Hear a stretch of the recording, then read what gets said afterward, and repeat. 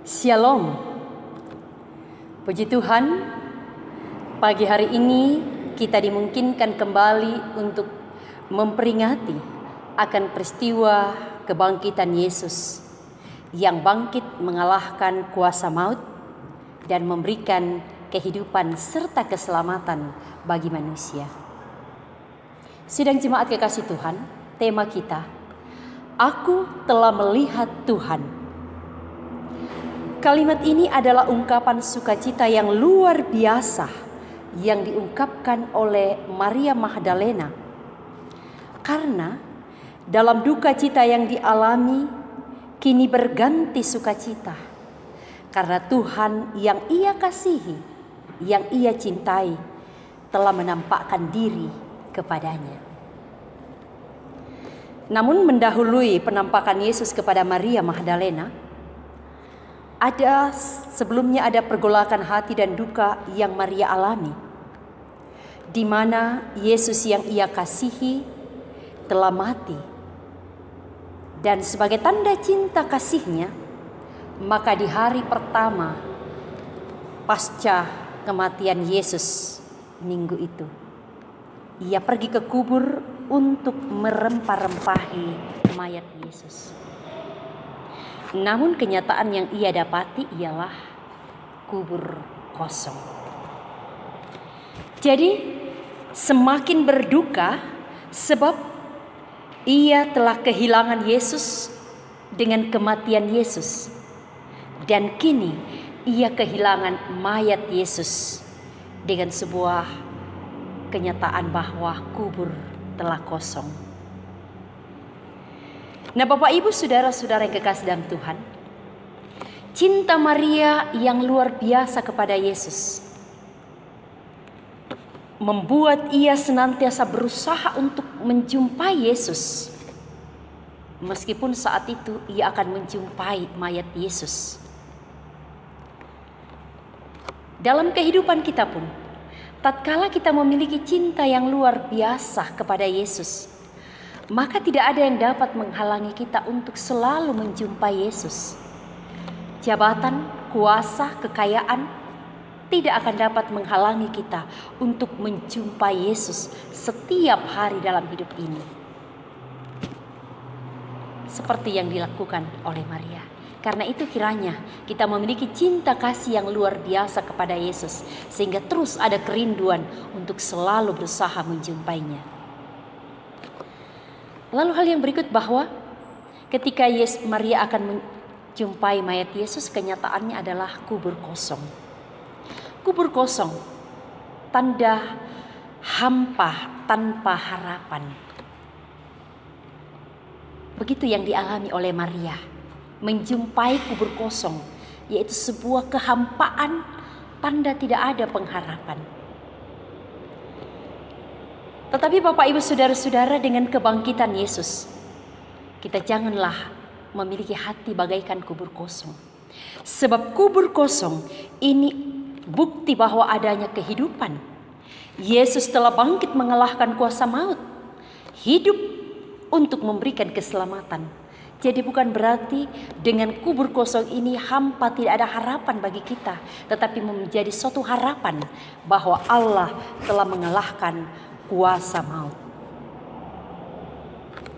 Lalu hal yang berikut bahwa ketika duka cita yang dialami oleh Maria Magdalena ini, maka yang terjadi, yang dilakukan adalah menangis dan menangis begitu sedih. Ya Bapak Ibu saudara-saudara, Maria menangisi mayat Yesus yang hilang dari kubur. Tetapi ungkapan malaikat atau pertanyaan malaikat kepada Maria dalam ayat 13, Ibu, mengapa engkau menangis? Dan juga pertanyaan Yesus dalam ayat 15 kepada Maria, Ibu, mengapa engkau menangis?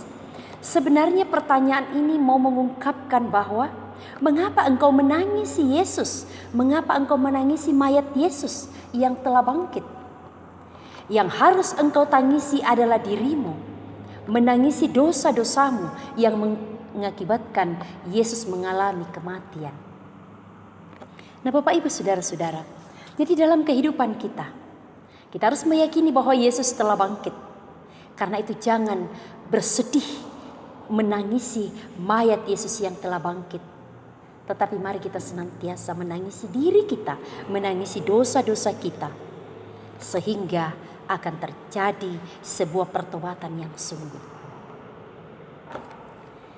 Lalu hal yang berikut bahwa tatkala Maria berduka dan menangis, maka ia tidak dapat fokus di dalam mengingat apa yang telah Yesus sampaikan ketika masih bersama-sama di dunia. Begitu pula yang dialami oleh para murid. Bahwa ketika mereka mengalami kepanikan tatkala mayat Yesus tidak ada dalam kubur, mereka tidak dapat lagi mengingat akan firman Tuhan, akan perkataan Tuhan yang telah disampaikan selama mereka bersama-sama dalam dunia. Ini mau memperlihatkan kepada kita bahwa tatkala hati kita tidak fokus kepada kebangkitan, hati tidak fokus kepada Tuhan, maka kita tidak akan dapat mengingat setiap firman yang disampaikan. Kita tidak dapat mengingat apa yang telah diperintahkan oleh Tuhan. Dan tentu kita tidak akan dapat melakukan perintah tersebut.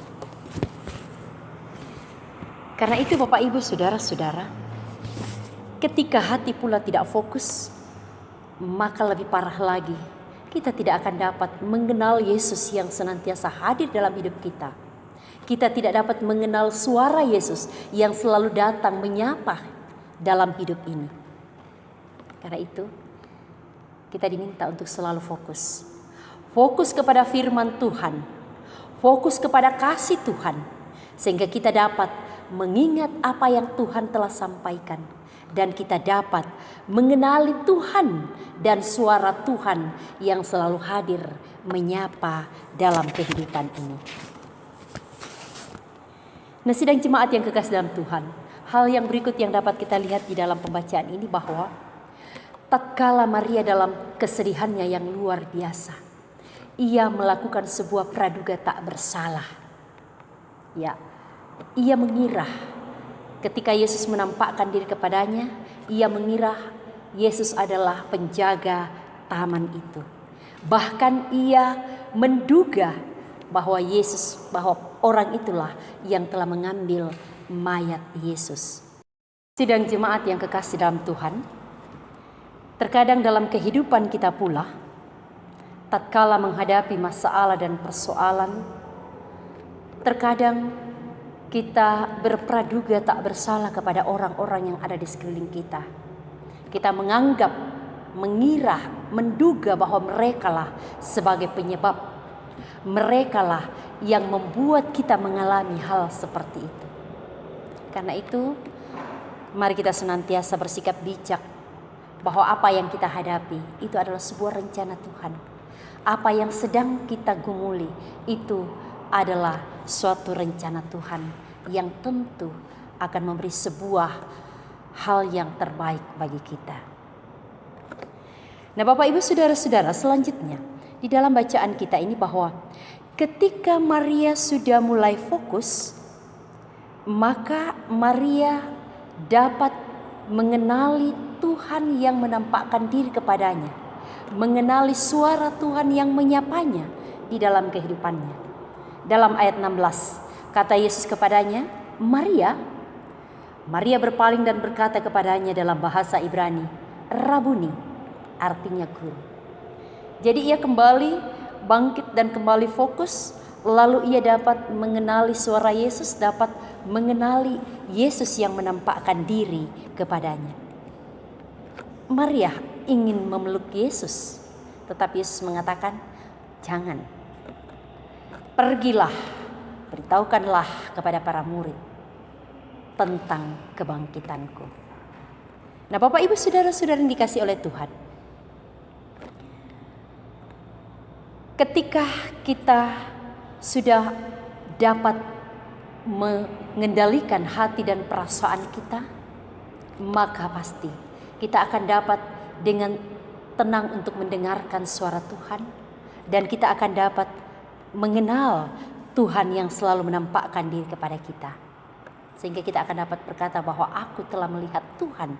Meskipun kita tidak melihat Tuhan secara mata jasmani, tetapi kita telah melihat Tuhan secara mata rohani yang memberikan kekuatan dan kemampuan kepada kita untuk menjalani kehidupan. Dan tatkala kita telah melihat Tuhan dalam hidup ini, maka kita diminta untuk pergi menyampaikan kabar sukacita itu. Menyampaikan tentang kebangkitan Yesus, tentang kasih dan kuasa Yesus kepada semua orang.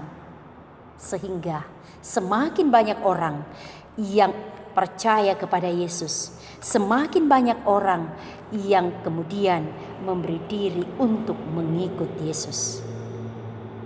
Karena itu saudara-saudara yang kekasih dalam Tuhan, dalam melihat Tuhan yang bangkit, maka kita harus senantiasa mengaminkan dan tidak meragukan akan kebangkitannya. Dan kita pun yakin bahwa kita pun akan dibangkitkan kelak. Lalu mari kita senantiasa berkomitmen untuk berjalan bersama dengan Tuhan, serta memberitakan kepada semua orang tentang kebangkitannya, supaya semakin banyak orang yang melihat Tuhan dan semakin banyak orang merasakan kehadiran Tuhan dalam seluruh aspek kehidupannya. Kiranya Tuhan akan senantiasa memampukan kita untuk dapat melihat Tuhan dalam seluruh persoalan hidup yang kita alami. Kiranya Tuhan memampukan kita untuk senantiasa menjadi saksi atas kebangkitan Tuhan di dalam hidup ini.